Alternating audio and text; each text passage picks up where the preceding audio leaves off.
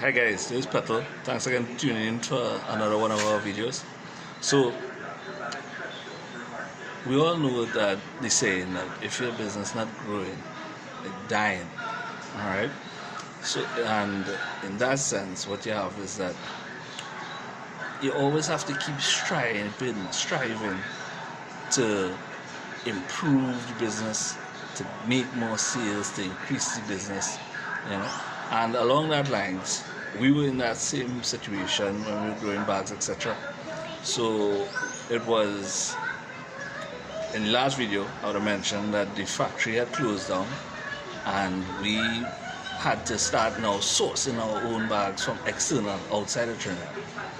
To do that now, we linked with a company in Miami and we started buying small, very small amounts in the beginning, like a pallet of bags, right? And after we bought the pallet, then we wanted like 2 pallets and we keep buying like 2 pallets every so often.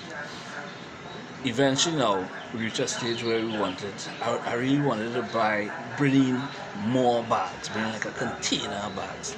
But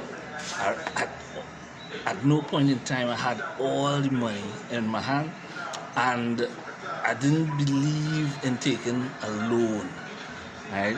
It was my personal fear that, as I take a loan, I'll just be in debt and the stress of the bills and debt and things.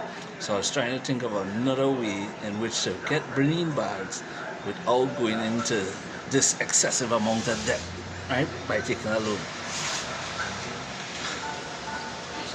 So with that, what we decided to do was way in advance. Christmas was coming up, and I decided that way in advance of Christmas, all in September, we went to all our bar customers and we said, hey, Christmas coming up and it's going to be very hectic. It was hectic for one reason was that we had a lot of customers, right? But also it was hectic because during Christmas, a lot of stores, but it was also hectic because we also would have a lot of corporate clients, right? People who buy all year, but Christmas time there were bags to give out gifts in, the Clico. Well, then it was Clico, as you say, Unilever, Johnson Johnson, Batu, those kind of customers, corporate business. So we told all the stores that to avoid last minute rush, and sometimes, even when I was at the factory, some people didn't used to get a Christmas order till January. So we said to avoid the Christmas rush, why don't put in your order early, right? Like give us your order now in September so that we could, have the bags ready and we start delivering in November, right? So we got a large portion of the clients to put in the orders.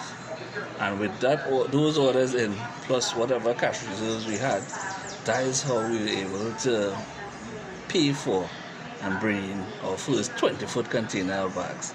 I mean, to big businesses, that mightn't seem like a feat, right? I know businesses, in fact, just CPI, hundreds of containers moving. You understand? I know it happens, but for me and us, being a small business, I find that was a big step forward. So we brought in a container, and that was the first part. Here at the back of that, I didn't really give it full thought of how we was going to offload this container. We live on a back street in Europe, and I told the driver came, truck man come, and we dropped the container in the middle of the road. I have no pallet jack, I have no lift, I have nothing. I didn't even have labor. What we ended up doing, originally, I just told one of my brothers to come and help me. I still underestimated the size of the job. So I told one of my brothers to come and help me. Then when we opened the container and we see how much bags packed in it was like, wow, where are we going to put all this? And this was back then we were operating still out of my father's home. So yeah, so we started offloading, and then we realized, hey, this is not finishing. Container, the man coming back for the container in the morning, So I ended up taking a little stroll, and I found two neighborhood guys, and we paid them a little change to help offload the container. Right? So four of us working, sweating off back and forth with this container. Here I had a Jeep, and we had a long driveway. What we started doing was packing the bags on top of the Jeep, right? Loading up the bags on top of the Jeep and driving the Jeep from the front of the driveway straight inside, and then offloading from there into the house. By the time we're done, I mean, nearly all the rooms in the house filled with bags. Living room up to his neck is all over his bags. It was real thing. So from there, we finished loading the container, and then right after, next day it start to print like we're mad. So we started running jobs. That container would have reached at the beginning of November. It took about a month from when we ordered it. We reached the beginning of November, so we had whole of November to start jamming out work, and we started jamming, and then as you expected, corporate orders started coming in, so it was real pressure down to the end. But we finished last job. I finished Christmas Eve, right? Around lunchtime was the last job that we ended up finishing and drop off. Boom. And that was it. So guys, this video is just to say that you have to keep striving to grow your business, right?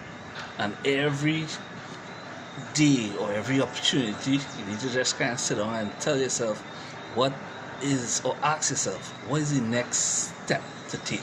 Just keep asking, what is the next best step to take to grow this business? And when you come with that step, right, you have to be able to control yourself and take again action, and just be committed to moving forward with that plan, right? You find out what is the next step, come up with the plan, sit down and plan, and then be committed to that plan and go all in, right? Now, don't come up with crazy plans. Don't come up with crazy stuff that requires you going into debt and all this kind of madness, because debt is the surest way to kill your business, right? So thanks again for tuning in, guys. Right? I hope this video was helpful to somebody, right? And look out for another video coming again. So thanks again. Bye.